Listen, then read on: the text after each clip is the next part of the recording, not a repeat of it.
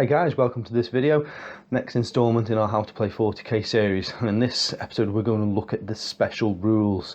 So I'm literally going to go straight through from the rule book and I'm going to read through. Some of them are very self-explanatory, so I'll just read through them and we'll move on, you'll see what I mean. Others need a little bit more explanation, and as always, it's my interpretation of these rules and how I play them and how the majority of people play them. You will find the more and more you play 40k that certain times rules will come up where one person interprets it differently or reads it differently, and then we've covered that in other videos though. These are the kind of rules where people can get mixed up easily, so this is my way of playing them, and as I say, the general consensus. So starting with A, as we would do, acute senses. Acute sensors, basically, if you have the outflank rule, which we're going to cover in just a second, basically if your models can infiltrate, as we spoke about in the deployment and movement phases, if your models can infiltrate, that also gives them the outflank special rule, which means that they can come on from a table edge. Acute sensors basically means you get to re-roll the table edge you come on from. So if you're not happy with it, re-roll and you might get a different result. Simple as that. We'll cover it in outflank. Adamantium will, another really simple one. Any model with the Adamantium will special rule gets +1 to the deny the witch. It's only for psychic powers that are attacking the unit with the character with Adamantium will in it. So if it was a blessing that they were trying to do, you wouldn't get your +1 to your deny the witch. Other than that, you get your +1 as normal. And they shall know no fear. This is a Space Marine special rule. Basically that means that they're not fearless, but they automatically pass fear checks. They still take morale checks as normal, but then they would rally instantly. So rather than having to roll to rally on the next turn, Marines will always automatically rally. It also means that if they get caught beaten in combat, they can't be ran down, they can't be sweep and advanced, because they shall know no fear. So if they're caught, they just hold up in combat. The difference from normal rallying, normal troops that rally get a 3-inch movement in the rally and then can only snapshot and can't charge. Space Marines don't get the 3-inch movement but can act completely normally, so they get their normal 6-inch movement, they get to shoot a full ballistic skill and can still charge. It's what the Marines get. Assault vehicle. Assault vehicles, generally speaking, open top vehicles are all assault vehicles, and then you've got things like Land Raiders, which are assault vehicles, Storm Raven gunships, etc, etc.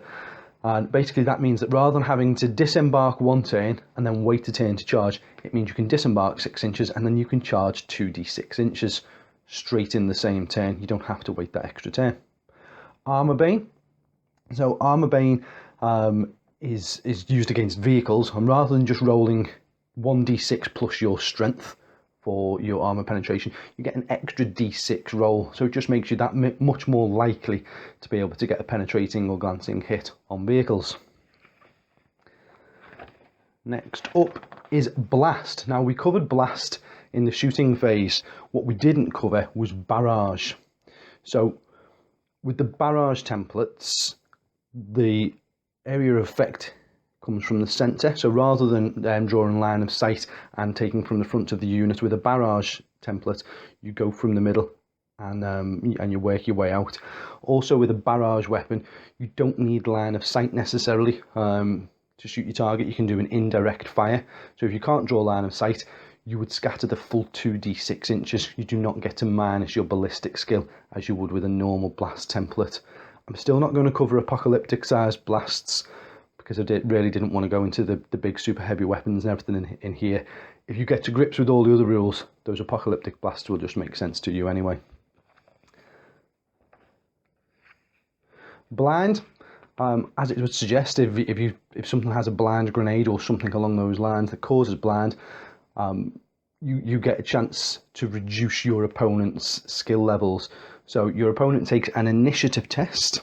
It is initiative, I believe. Yeah, take an initiative test, and if you fail your initiative test, so you have to roll equal to or lower than your initiative. If you fail that, you are reduced to weapon skill and ballistic skill 1 until the next turn. Brotherhood of Psychers. If any model has the Brotherhood of Psychers rule, then when a Perils of the Warp is rolled, every model in the unit with the Brotherhood of Psykers takes the perils. At the same time, it says here, when manifesting a psychic power, this unit measures line of sight from and uses characteristics profile of any one model. So you can take it from anybody in the unit for your line of sight. It doesn't have to just be from the model casting. But as I say, that the danger with the Brotherhood of Psykers, yes, you get the extra bonus of psychic power, but what you're losing is, on the perils of war, everybody takes the hit. And if it says that you have to lose a psychic power, every psyker loses that psychic power, not just one. Bulky. You've got three different versions of bulky. You've got bulky, very bulky, and extremely bulky. So bulky, like a Terminator, means that for transport capacity, you class one model as two models. Hence why Terminators can't go in rhinos anyway, but Terminators would class as two models in a rhino, so you would only get 5. I know that doesn't actually work, but say for a Land Raider then, for example, you might get 10 Terminators in a Land Raider, whereas you get 20 Space Marines. Very bulky is 3 models. I believe Centurions are classed as very bulky, and extremely bulky classes as 5 models. Generally speaking, they can't get inside transports. You'd use like some monstrous creatures for Tyranid drop pods at that point. We've now actually just gone on to Barrage, which I've just covered in the blast. I do apologise for that. Oh, with the Barrage scatter, so you scatter the first, if it's a multiple barrage, you would scatter the first one and draw where it lands, and then you don't scatter each other one by d6 inches or 2d6 inches, you just do it with the arrow. If you get a hit, you get to flip it whichever way you want, or leave where it is. If you get an arrow, you flip it directly in the direction of the arrow, but so that it would be still touching itself. You just flip from where it was, and it's everything that's underneath those final amount of templates. Deep Strike we covered in the movement phase. I do need to revisit Deep Strike though, because I said in that video, that you have to place the whole unit down and scatter the whole unit now in 7th edition. I don't know where I've got that from. I was convinced I'd read it somewhere, or being told it and read up and confirmed, and I've checked multiple different versions of the rulebook to see if there was a misprint somewhere. Heaven knows it's not the case. You still just place one model, you scatter that model, and then you build in circles around that model. So ignore what I'd said about Deep Strike previously. That's just a little bit of an FAQ errata on my behalf. Maybe do a video. Concussive. A model that suffers 1 or more unsaved wounds with a weapon with the special rule is reduced to initiative 1 until the following assault phase. Kind of makes sense. Counter-attack. Counter-attack you automatically get now if your model has the special rule. You used to have to roll a leadership test to see if you got it. If you have the rule, you get counter-attack. And what that means is when somebody charges in against you, the way they get +1 for charging, you get +1 for counter-attack. So you will add 1 to your base number of attacks. Crusader. So a unit with the Crusader can roll an extra dice for its run. So rather than rolling 1d6, you can roll 2d6, pick the highest, and you also can add d3 to your sweeping advance move. So again, it just gives you more chance of clearing out those enemy lines. Demon, very simple one. All models with the Demon special rule have a 5+ invulnerable save. Destroyer weapons. I don't really want to go into destroyer weapons because they're generally on the larger apocalyptic type models and super heavies. If a model does have a D weapon, you literally, when you shoot it, you refer to that table there. I say I don't want to labour on things with those. Eternal Warrior. Eternal Warrior is a very simple one. Anything that will cause instant death, so either a weapon with the instant death rule, which we're going to go on to in just one moment, or anything that is, as we've mentioned previously, anything that is double the strength of the toughness. So a strength 8 weapon against a toughness 4 model would normally cause instant death. Eternal Warrior means that no matter how strong the weapon is or how much it has the instant death rule, it still only takes 1 or however many wounds caused off. It doesn't instantly kill the model. And then we've got Fear and Fearless, which kind of break into each other. If a model has the Fear special rule, that does not mean it's fearless. It needs both to not be affected. If a model causes fear, then in the combat phase, so the fight sub phase, you have to roll, your enemy has to roll for a leadership test. If they fail the leadership test, they are reduced to weapon skill 1, which generally speaking means that they need 5s to be able to hit you. It's often overlooked as a rule, and people seem to forget about it because there's so many people that ignore it. Demons, for example, would ignore it. Space Marines, and they shall know no fear, would ignore it. But the likes of Guardsmen, the likes of Eldar, Dark Eldar, people like that, they actually suffer fear. Don't forget that rule, guys. Fearless is the counter to it. If you are fearless, then you automatically pass fear tests. The other thing with fearless worth remembering is that you cannot go to ground if you are fearless, because you can't fail the checks. You can't fail any morale checks. So you'll never break out of combat, you'll never run away, you'll never flee. You automatically pass any fear and panic and pinning tests. Right, so Feel No Pain is next. Feel No Pain will normally have a number after it, 4, 5, 6. Typically it's 5. Feel No Pain 5+. Some models, like Iron Hands for example, get it on a 6+. There are certain models that have a special ability where it gives them Feel No Pain 4+, etc, etc. And basically what that means is, as long as the wound doesn't cause instant death, after you've made your normal save, be it armor, cover, or invulnerable save, if you fail that, you get a second chance to make a save, and it's called a Feel No Pain. And you literally just roll the extra 1d6 for each wound that's got through and you've not saved, and then you get more chances of saving those. And again, quite a simple one. Fleet's just to suggest that you're a bit quicker on your feet than your comrades, and basically you get to re-roll your charge range, either one or both dice, you choose. So if you roll 2d6 and you only get, say, a 4 and a 1, but you needed 7 inches, you might want to keep the 4 and just re-roll the 1. You might want to chance it and re-roll both dice. Choice is yours. You also get to re-roll your run distance.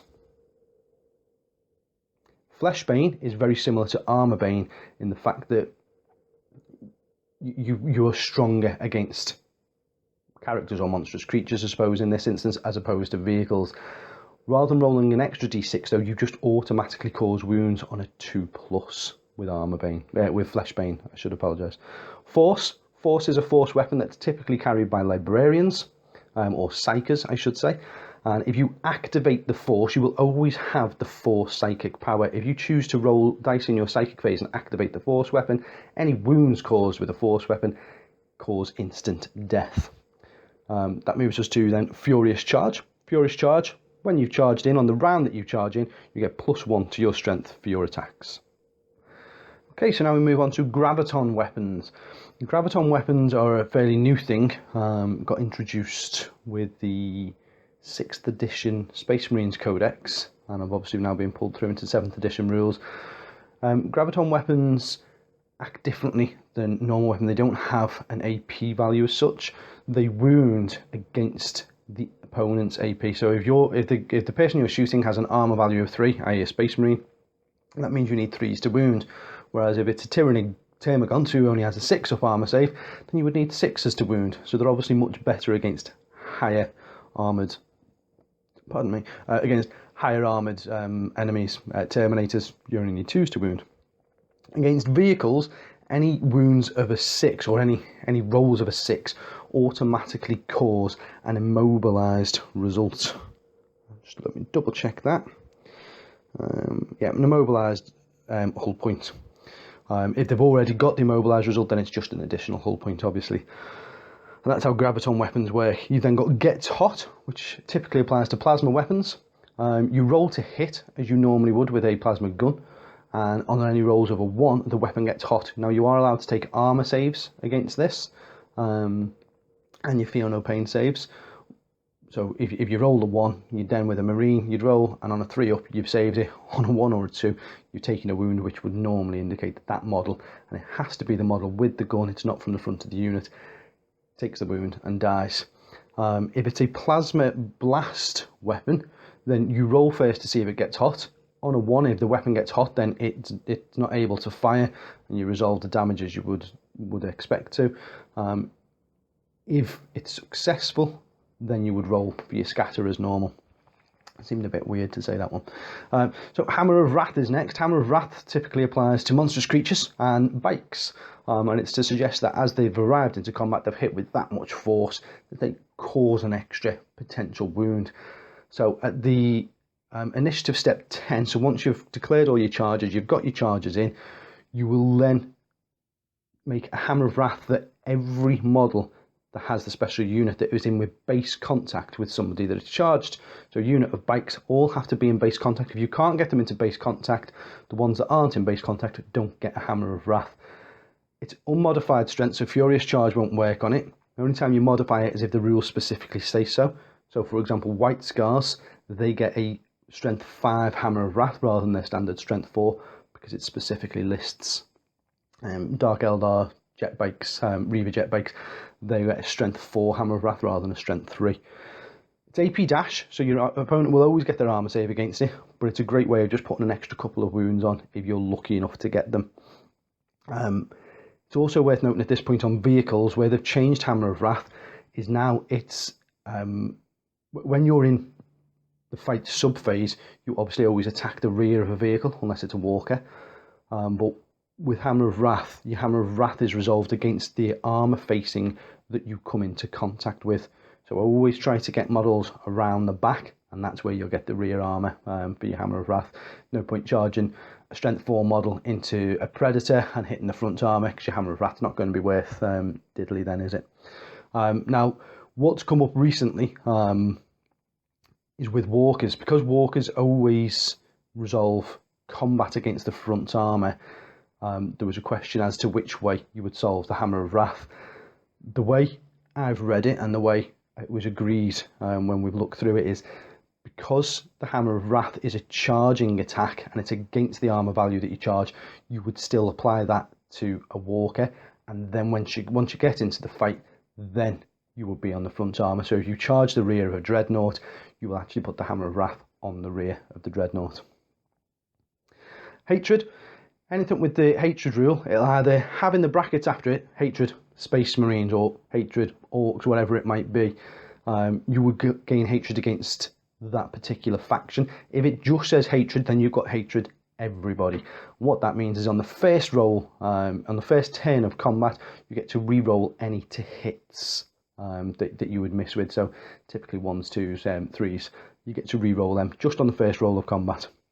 Haywire. Haywire is a type of grenade, so you can throw it, and you would need to just roll for your normal ballistic skill, or in combat, then you would use your weapon skill, and you can place, only works against vehicles, and it doesn't have an AP value, but what it does is once it hits, you then roll a d6 for each Haywire grenade that's hit. On the roll of a 1, nothing happens. On a roll of a 2 to 5, it causes a glancing hit, and on the roll of a 6, it causes a penetrating hit. Absolute brilliant for wrecking vehicles without making them explode. Hit and run. Hit and run is again something that the faster units have. A lot of bike units tend to have it, and obviously there are other units in there. And basically at the end of combat, so after combat resolution, after any fleeing attacks or sweeping advances, if you remain in combat and you've got the hit and run special rule, you can declare that you're going to hit and run. So you would roll 1d6 off your highest model's initiative, and if you pass the initiative test, so equal to or less, then you are allowed to hit and run. You nominate a direction and then roll 3d6, and you must move the entire 3d6 in that direction. The only time you stop is if you've come to impassable terrain, and obviously you would stop at that point. Or if it's against an enemy unit and you're not going to clear it, you would stop an inch short of them. So just be careful that you don't try and hit and run off the table edge. Ignores cover. Pretty much does what it says on the tin, that one. If you've got a weapon that ignores cover, then your opponent may not take any cover saves. Instant death we've kind of already covered, but if a model has the instant death special rule, so it might have a weapon, i.e. a force weapon that causes instant death, then it literally will reduce the model to 0 wounds rather than just taking the 1 wound off, unless they have Eternal Warrior. Independent characters and infiltrate, we've covered those. Interceptor. So interceptor, models with interceptor, maybe a quad gun on an Aegis defense line, it might be a Riptide, there are other models with it as well. At the end of your opponent's movement phase, any models that have arrived via deep strike, you may make an interceptor move against.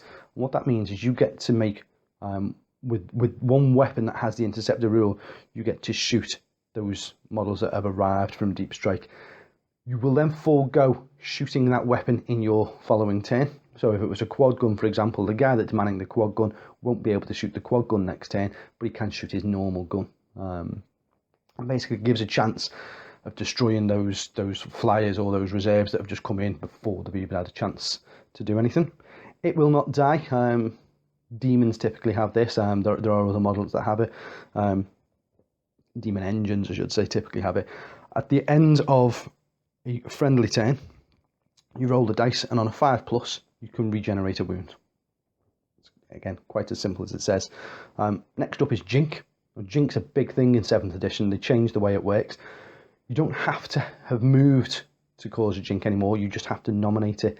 Now, you must nominate your unit that's going to Jink before any rolls to hit. So as soon as your opponent declares their target, you can then announce, if your model has the Jink special rule, that you're going to Jink.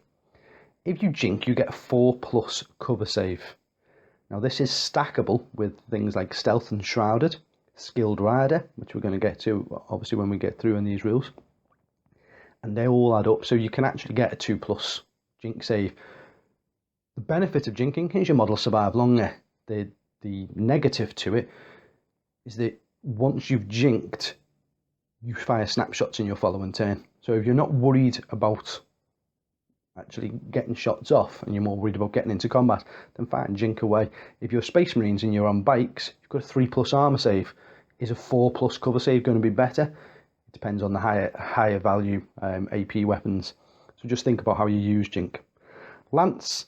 All a Lance does is it makes the weapon strong enough that anything that is over armor 12 is reduced to armor 12. So a Land Raider, which would normally be armor 14 all round, is reduced to armor 12 on the facing that you're shooting with a Lance weapon. Mastercrafted. Mastercrafted means you get to reroll 1 dice that's failed to hit in each round of shooting or each round of combat, depending on how it's mastercrafted. Mighty Bullock. When a building with this special rule suffers a penetrating hit, there is a -1 modifier to the roll on the damage table. Kind of says it all. You literally just take 1 off your dice roll, whereas you'd add 1 for open topped. You take 1 for Mighty Bullock.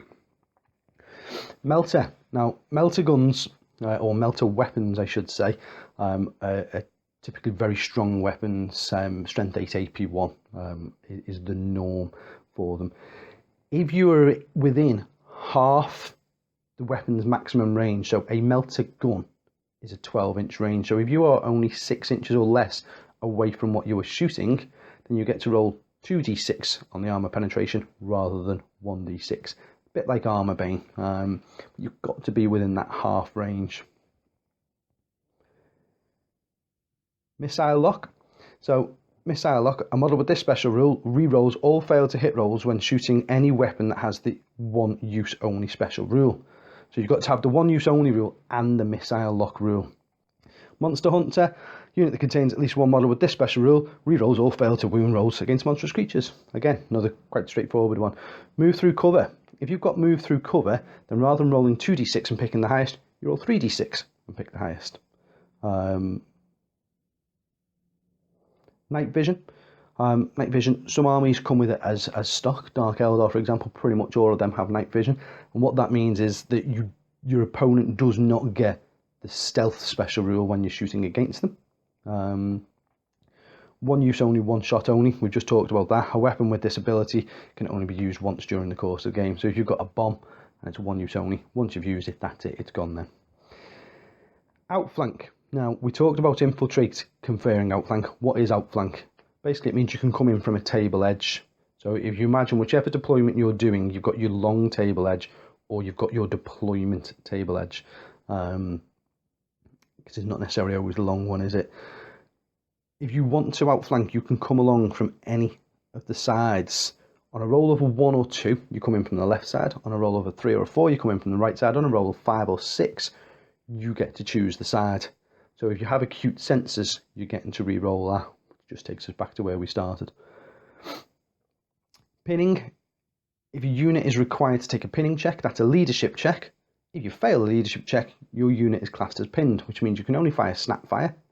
You can't charge from the turn that you've done it. It's the same as go to ground.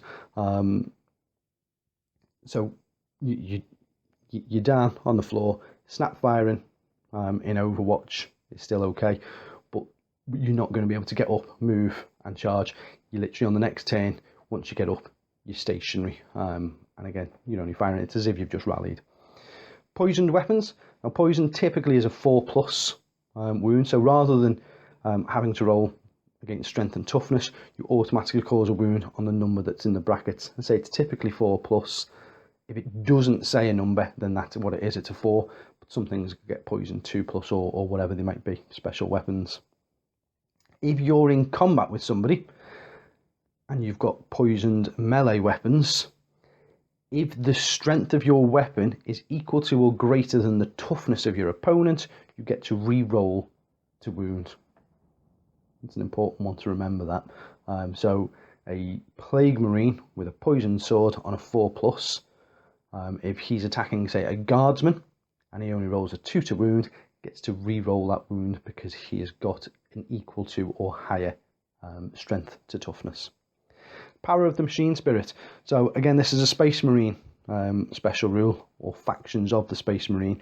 Basically, a model with Power of the Machine Spirit can choose one weapon on the vehicle to target a separate unit from the rest. Now, you have to declare this before you get into your shooting phase. What you can't do is just say, oh, I'm going to shoot this weapon at him, or I've not killed enough of them, so Power of the Machine Spirit's going to shoot that as well. You announce at the beginning what your Power of the Machine Spirit is going to target. And that's just in the interest of fairness, I suppose. But yeah, you can just a full ballistic skill. So even if your vehicle has moved, I don't know, at cruising speed, which means that you're snap firing all your weapons, the Power of the Machine Spirit shot is still at full ballistic skill. It shoots as if it's on its own and it's not moved. Precision shots and precision strikes. There aren't many of these in 7th edition, to be fair. But if your model has got these rules, then on a roll of a 6, you get to nominate where you put the wound. So it might be a case if you want to take out a heavy weapon that's sitting at the back and you don't want to whittle your way through, or if you're in combat, you might want to put it on a character, however you decide to do it. Preferred enemy. If you've got the preferred enemy special rule, again, same as with hatred, it might say preferred enemy Space Marines or preferred enemy X. If it doesn't, then you've got preferred enemy everyone. A unit that contains at least one model with this special rule re-rolls fail to hit and to wound rolls. And that's on every turn. It's not just in the first round of combat. It's if they've got preferred enemy, they just keep getting to re-roll them. Psychic Pilot. So Psychic Pilot operates very slightly different than a Psychic. You'd still have a Psychic mastery level, but it's the vehicle. And we always class them as being leadership 10. So if the perils of the warp, then if they fail the leadership test and they take a wound, it's actually a hull point that they take. As far as I can tell, it's just a glancing hit. It doesn't specify which way, but a wound will transfer to a hull point. The Psyker special rule, we've covered Psychers, so we don't need to go into that. Rage. So if your model's got Rage, then what that means is instead of getting +1 on the charge, you get +2 on the charge. As simple as it gets. If you've done a disorder charge, as with getting your charge bonus, you wouldn't get your rage bonus. Rampage. A model with Rampage basically gets D3 extra attacks if they're outnumbered. So my Dark Eldar Incubi, the Clavex, who is the unit champion, has the Rage special rule, Rampage special rule, sorry, as stock. So gets its normal attacks, plus its 1 for charging, and if it's outnumbered as a unit, then it gets D3 extra attacks on top. Relentless. Relentless models can shoot with heavy salvo or ordnance weapons, counting as stationary. Even if they've moved in the previous movement phase, they're also allowed to charge in the same turn they fire heavy ordnance, rapid fire or salvo weapons. Fantastic on bikes. All bikes are relentless. So you can rapid fire your bolt guns or whatever weapon it is you've got and then still make your charge. Rending. Now, rending has changed in 7th edition. You no longer get the AP2 against vehicles that you used to get. So the way rending works is any rolls to wound of a 6 generate the rending special rule. So against an infantry model or monstrous creature, that means you've automatically wounded and it's at AP2. Against a vehicle, it means you add that 6 to your strength. So if you're a strength 4 model, for example, and you've got a rending hit, it's then a strength 10 hit against it. You then get plus D3 strength against that. So you can actually wound, on a strength 4 model can wound up to an armor 13 vehicle. You could cause a glancing hit against 13 vehicle if the rolls are successful in your way. Repel the enemy. Repel the enemy. Models disembarking from access points on a building can charge the turn they do so, even if the building was destroyed. Quite self-explanatory. Sentry defense system, another self-explanatory one. The guns don't have to be controlled by anyone. They can automatically fire against twos coming into them, and can also be charged. Shred. Now the shred special rule, again, pretty simple one, just means you can re-roll to wound, whether it be in combat or shooting. So if your weapon has got that special rule, re-roll all to wounds. Obviously that doesn't work against vehicles. Shrouded. I'm going to cover Shrouded and Stealth in the same section here, even though Stealth's a few on. They're additions to your cover save. So Stealth gives you a +1 cover, and that's what you get in the night fighting phase. All your models will gain Stealth. If you've got Shrouded, you get a +2 cover save. These two can be combined together, so you could have Stealth and Shrouded for a +3 cover save. So if you were in a ruin, you've got a +3 cover save, although that would take you to better than a 2+. As we've mentioned earlier, the best you can ever roll is a 2+. Scout we covered in the movement phase, so we don't really need to touch too much onto that. Skilled Rider. If your model's got Skilled Rider, then you get +1 to your Jink save, and also you automatically pass any dangerous terrain tests, so you're not slowed down, you don't have to take a test for starting or ending in your difficult terrain. Skyfire. If your model has Skyfire, then instead of using snapshots against flying enemies, either jets or monstrous creatures, whatever it might be, you can use your normal ballistic skill. If you have an option to fire at 2 different targets, if you use the Skyfire special rule, and anything you shoot at ground units, you're going to be snapshotting against. Smash is typically a monstrous creature rule, and that means you can forego all your other attacks and make one single attack at the standard AP 2 of a monstrous creature, but it's also at strength 10. Sniper. Sniper rules, you automatically hit, so you automatically wound on a 4 with a sniper rifle. If you roll a 6, it grants a precision shot, and against a vehicle, it's a strength 4 hit. Slow and purposeful. So slow and purposeful means that you can't run. In fact, let me read this one. So you can't run, turbo boost, move flat out, perform sweeping advances, or fire overwatch. However, they can shoot with heavy salvo and ordnance weapons counting as stationary. So it's great for stand-still gun lines, but for the likes of, say, Nurgle Plaguebearer, you move 6, you're slow and purposeful, you ain't running in the running phase, in the assault phase, I should say. So shooting phase, I'll get it right eventually. So you're not going to get away with doing that. But what it does mean is that you're also allowed to charge the same turn that you've fired rapid fire weapons or anything like that. You can't make sweeping advances, as I just mentioned, so the likes of Terminators are slow and purposeful, so if they win combat and the enemy flees, they just have to let them go. Soul Blaze. Now, Soul Blaze is an interesting one. You can have some really good fun with it. So once the unit has suffered a wound that has the Soul Blaze special rule, at the end of the combat phase, you roll a d6. On a roll of 1 to 3, nothing happens. On a roll of 4+, you place some sort of marker next to that unit to insinuate that they are on fire.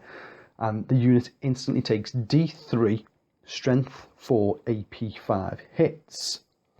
And it'll happen every turn at the end of the phase, unless a 1 to 3 is rolled and the flames die out, and then obviously you remove the marker. Specialist weapon. If you've got a specialist weapon, then generally speaking there's a certain set of rules that come with it which make the weapon better, and as a result you don't gain the +1 for having an extra combat weapon unless you've got 2 specialist weapons. So if both of your close combat weapons are specialist weapons, then yes, you can have the +1 for close combat. Split fire. So split fire means that you can target 2 different units, whether it be a monstrous creature who can fire 2 weapons, he can fire at 2 different units, or it might be a cyclone missile launched on the back of a Terminator, he can target 1 unit while the rest of the Terminators can shoot something else. Stealth we've just covered. Strafing run. Now strafing run, so when your flyer has a strafing run special rule, Anything that is a ground target and not a skimmer, skimmer or flyer monstrous creature, you get +1 to your ballistic skill. So a Space Marine Storm Talon, for example, has then ballistic skill 5, so it's hitting all ground targets on 2s. Strike down, if you cause a wound that has the strike down special rule, then the model that suffers the strike down can only move as if moving through difficult terrain, so must take a test every time they want to move through. Stubborn, if you've got the stubborn special rule, then you ignore any modifiers to your leadership for any morale checks that you might have to take. Supersonic, very simple, I think we covered it in the movement phase. A supersonic vehicle moves a minimum of 18 inches and up to a maximum of 36. Swarms, now swarms have multiple wounds. They, first and foremost, they ignore difficult terrain, and they've got in effect move through cover, so they're passing those tests and they're just getting straight through. But if any blast or template weapons hit them, the wounds count as double. So if you hit a swarm with a flamer and cause 2 wounds, actually you cause 4 wounds. You just always double them up. Tank Hunter, very similar to Monster Hunter, you get to reroll penetrating hits, and that's simple as that one goes. And then onto template weapons. Now again, we touched on these in the shooting phase. I don't think I mentioned about the Wall of Death though, where you get, in Overwatch, you get D3 automatic hit, so it's not a 6 to hit. You just, doesn't matter about the range of the template. If somebody's charging you, for every flamer you've got in that unit, you roll a D3, and that's how many hits you cause, and then you resolve wounds as normal.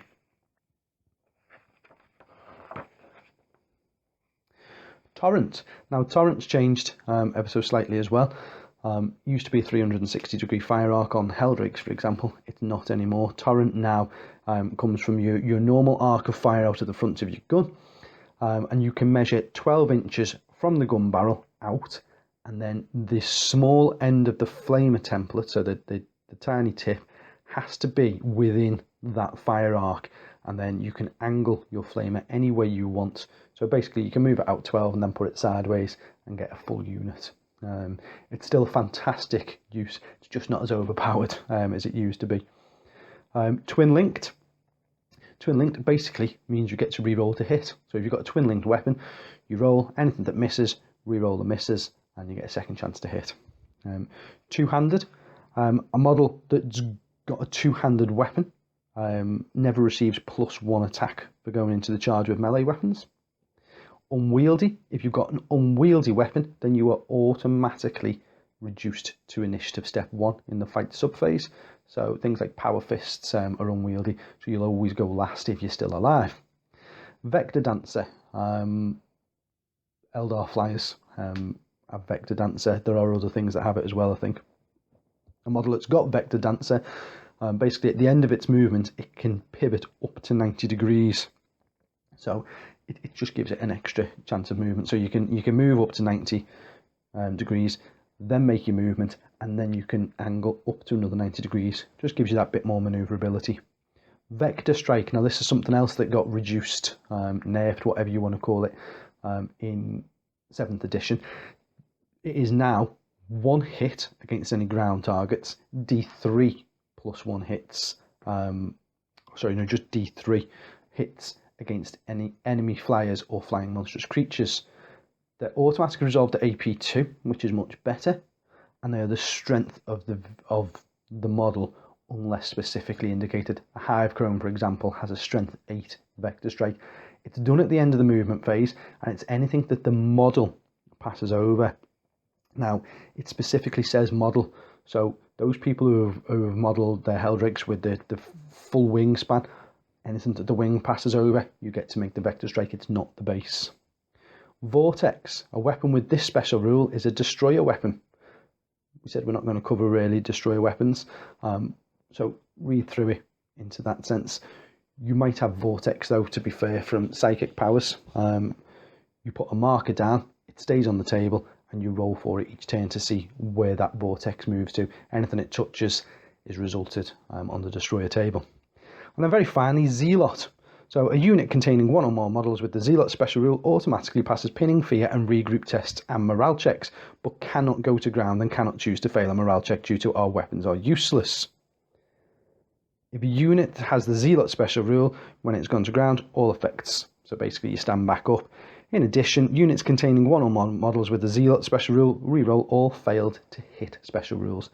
So chaplains have Zealot, so if you've got a chaplain in your unit, the whole unit rerolls to hit.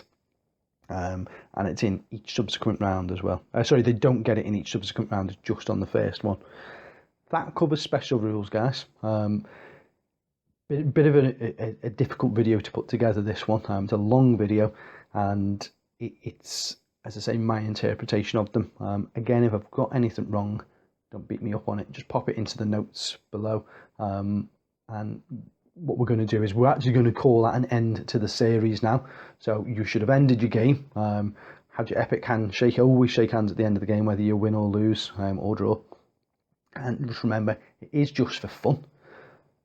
I'm going to finish the series, as I say there, other than there's going to be a big battle report, which will show all these rules in action. I'll try to get as many different unit types into this battle as possible.